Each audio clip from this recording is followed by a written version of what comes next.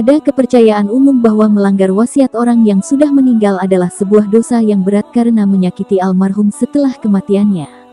Namun, melihat jenazah yang menangis karena wasiatnya dilanggar bukanlah hal yang umum. Kejadian mengejutkan ini diungkap oleh seorang staf kamar mayat di Arab Saudi.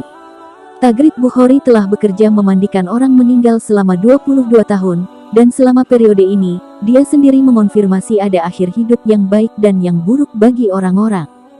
Dia mengaku menyaksikan, mencium sendiri bau wangi yang terpancar dari jasad orang-orang saleh setelah kematian mereka.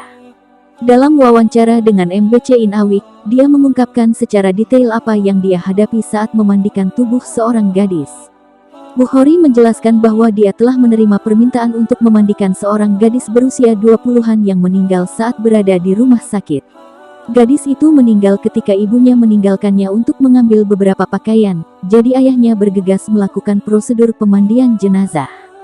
Saya menerima jasad gadis itu dan bertanya kepada ayahnya, apakah dia punya teman, kata Bukhari sebagaimana dilansir Gulf Today. Namun, ayahnya meminta Bukhari untuk segera memulai ritual pemandian jenazah untuk disolatkan pada malam hari. Bukhari menjelaskan bahwa dia mencoba untuk memindahkan jasad gadis itu dan melepas pakaiannya untuk dimandikan, tetapi dia tidak bisa menggerakkannya. Dia dan temannya mencoba lagi untuk memutar jenazah dari sisi kanannya tetapi gagal. Tubuhnya tidak pernah bergerak, bahkan kakinya, tidak peduli seberapa keras dia mencoba. Jadi saya menelepon teman saya untuk membantu saya, ini pertama kalinya saya gagal menangani mayat, kata Bukhari mengingat detail kejadian itu. Bukhari dan temannya berusaha sekuat tenaga untuk menanggalkan pakaian gadis itu, dan mereka dikejutkan oleh air mata yang jatuh dari mata mayat dalam sebuah adegan yang membingungkan dan menakutkan mereka. Saya kagum melihat air mata jatuh dari matanya.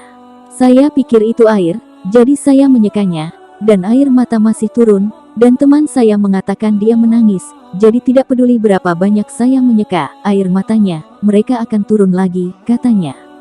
Setelah upaya yang keras, para wanita itu akhirnya dapat menyelesaikan memandikan almarhum, tetapi mereka terkejut bahwa tubuhnya sangat berat meskipun faktanya gadis itu kurus, yang mengharuskan mereka meminta bantuan dari seseorang untuk mengangkutnya ke peti mati.